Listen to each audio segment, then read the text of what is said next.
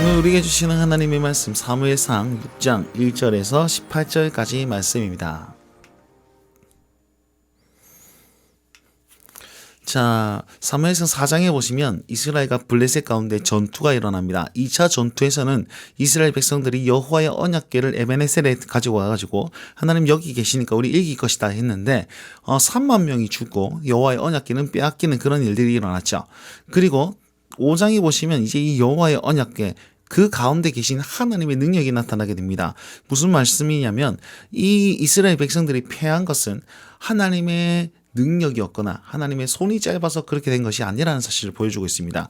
하나님은 여전히 강하고 능하신 분이신데 이스라엘 백성이 죄 때문에 하나님의 언약궤가 빼앗긴 것이다라는 사실을 증명해 보이죠.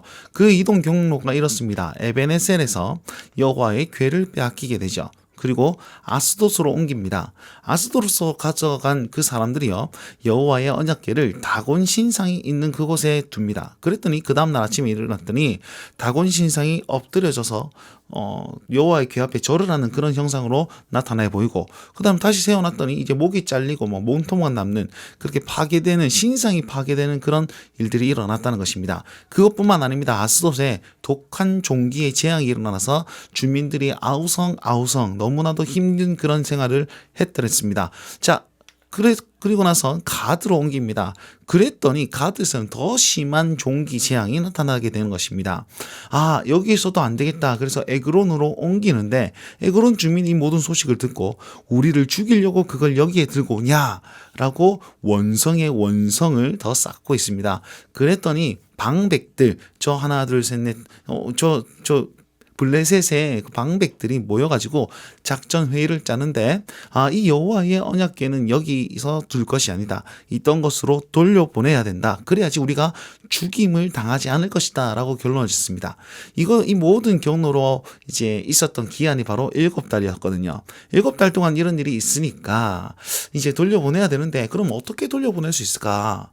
이제 그 박수들이 이렇게 무당들이 와가지고 이렇게 얘기하는 겁니다. 정성을 다해야 된다. 물론 이렇게 얘기하진 않았습니다. 근데 그 어감이 그 하는 행동들 보면 정성을 정말 많이 다했습니다. 그리고 속건제를 드려야 된다 이렇게 얘기하는데, 이 속건제는 뭐냐면 우리 나의 죄를 어떤 물건에 대신하여서 드리는 제사입니다.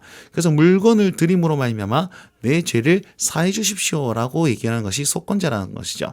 그래서 금독종과 금쥐를 딱 만들어 가지고 이것을 내 죄를 대신하는 그런 제물로 드렸단 말입니다. 자, 그러면 독종과 금쥐 5을 만들고 또 여호와의 언약궤를 새 수레에 담고, 그 다음에 이제 암소, 정말 좋은 소를 딱 이렇게 해가지고 새 것에 막 담아서 금도 막 칠해가지고 이렇게 보냈습니다. 하나님께서 기뻐하실까요? 보시면 그러므로 너희는 독한 종기 형상과 땅을 해롭게 하는 쥐 형상을 만들어 여호와의 신께 영광을 돌리라 이렇게 얘기하고 있는데, 이렇게 하면 하나님 영광을 받으십니까? 속건제를 드리는 건 맞습니다. 하나님께서 명하신 율법이죠. 그런데 저걸로 드리는 건 맞습니까? 라고 하면 아니겠죠. 이렇게 하면 하나님 영광을 받지 않습니다. 그러면 이 본문은 우리에게 뭘 제시해 주고 있는 겁니까? 이렇게 하면 하나님께서 받으신다, 그게 아니고 블레셋의 무조건적인 항복의 모습을 이렇게 표현해 놨단 말이에요. 하나님이 정말 위대하시구나. 하나님이 정말 두렵고 떨리는 하나님이시구나. 그래서 어떻게라도 좀 피해가 보려고 정성을 다하고 속건제에서 들었는데 그럼 우리 이렇게 속건제를 드릴까? 이렇게 해서 하나님 영광 한번 돌려볼까? 이런 얘기들을 계속하고 있는 겁니다. 이들이 하나님을 두려워 떨고 인정하는 그런 모습들로 나타나게 됩니다. 그런데 더 중요한 것은 6절 말씀입니다. 이게 오늘 본문의 핵심 말씀이라고 할 수 있습니다. 보시면 블레셋 사람들이 이렇게 평가하는 겁니다. 애굽인과 바로가 그들의 마음을 완악하게 하여서 한 것 같이 너희가 그들의 마음을 완악하게 하겠느냐? 이스라엘 백성들을 계속 괴롭히고 있겠냐? 그러면 하나님이 그들 중에 재앙을 내리신 후에 그들의 백성을 다 출애굽시키지 않겠느냐? 이렇게 얘기한 겁니다. 무슨 말입니까? 블레셋 사람들이 이렇게 고백하는 거예요. 야, 우리가 잘못해서 애굽 사람처럼 실수를 범하지 말자. 너 기억하지 않냐? 애굽에서 하나님이 그 민족을 꺼냈지 않냐? 그러니까 우리가 재앙을 당한 후에 그들을 돌려보내는 그런 일 말고 우리 지혜롭게 이미 보내버리자. 이미 우리를 완악한 마음을 가지지 말고 보내자라고 얘기하는 장면이 이 장면이란 말입니다. 여러분, 이 사무엘서를 기록한 저자는요, 이 메시지를 던지고 싶은 겁니다.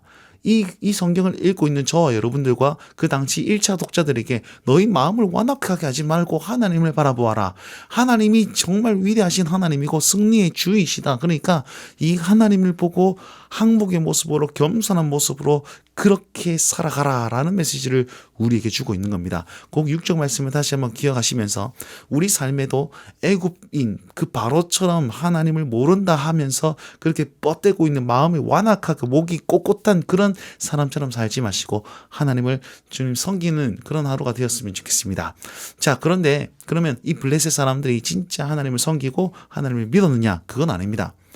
이들이요, 끝까지 하나님을 시험하기 시작한데 젖나는 소를 이용한 시험을 합니다. 자, 젖이 아직 난다는 것은 뭐냐면 새끼를 낳은 지 얼마 안 되는 어미소란 말입니다. 어미소를 딱 데리고 와가지고 이제 그 송아지는 저 뒤에 놔둡니다. 그러면 송아지 울음소리를 들으면 이 어미 그 모성애가 있기 때문에 계속 돌아볼 것 아닙니까?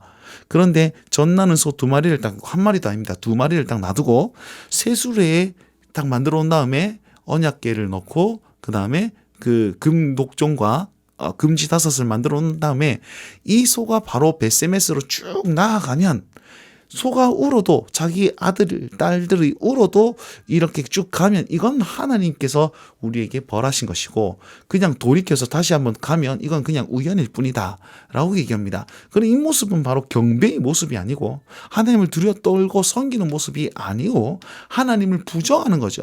어떻게든 이건 하나님의 뜻이 아닐 거야. 어떻게든 이게 난 잘 못 믿겠어. 뭐 이런 거란 말이에요. 그래서 9절 말씀해 보시면 이렇게 만일 괴가 그 본 지역으로 벳세메스로 가면 하나님의 뜻이고 아니면 그냥 우연히 우리에게 온 것이다 라는 겁니다. 여러분 이 신앙이 우리가 얼마나 많은지 압니까? 그냥 내게 안 좋은 일이 일어났으면 뭐 하나님은 없어. 우연히 뭐 이렇게 된 거야. 아니면 좋은 일이 일어나도 하나님 보이지 않습니다. 내가 잘해서 그런 거야. 이 모든 마음들이 이 블레셋 사람들의 마음과 똑같다는 겁니다. 그랬더니 결과가 어떻습니까? 소가 울어요. 자기 새끼가 저기서 우니까 자기도 웁니다. 울면서 치우치지 않고 그대로 벳세메스로 가는 겁니다. 그랬더니 블레셋 방백들이 딱 보고 이건 진짜 하나님의 재앙이구나. 그걸 보고 끝까지 다 간 것을 확인한 다음에 퇴근합니다. 자기 지역으로 돌아가는 거죠. 이건 어떤 의미입니까?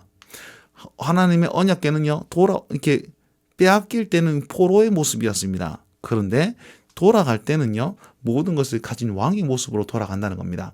하나님은 그곳에서도 왕적인 모습을 드러내셨고 또 이 모습이 주를 믿는 저와 여러분들의 모습임을 보여주고 있습니다. 그러니까 결론적으로 하나님을 시험하지 말고요.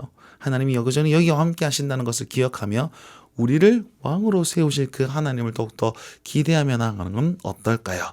자, 이 말씀을 우리 마음속에 새기고 삶에 적용해 봅시다. 포로의 모습으로 끌려가는 듯 했으나 왕의 모습으로 들어가는 하나님의 그 승리자의 모습, 그 주님이 우리와 함께 하십니다. 그러니까 우리 역시 마음을 완악하게 하지 않고 겸손함으로 주님을 섬길 수 있는 오늘 하루가 되었으면 좋겠습니다. 두 번째, 하나님을 바로 아는 것 너무 중요합니다. 블레셋은 자기 마음대로 하나님을 섬기고 이렇게 하면 영광을 받으실 거야 라고 생각했습니다. 아니요. 그리고 하나님을 의심하고 부정하는 마음으로 가지고 하나님을 대했단 말이죠. 우리 그렇게 대하면 안 됩니다. 하나님을 바로 알고 하나님 인격적인 하나님, 우리 아버지, 하늘에 계신 능력 많으신 나의 아버지, 우리의 아버지로 모시면서 그렇게 오늘 하루 그분과 동행해야 할 것입니다. 그렇게 살기 위해서 우리는 오늘 무엇을 결단하며 무엇을 행동해야 될까요? 함께 기도의 제목을 써보고 결단의 제목을 써보고 그렇게 오늘 하루 살아가셨으면 좋겠습니다. 오늘 하루 이 주님과 함께 동행하십시오. 날마다 주님과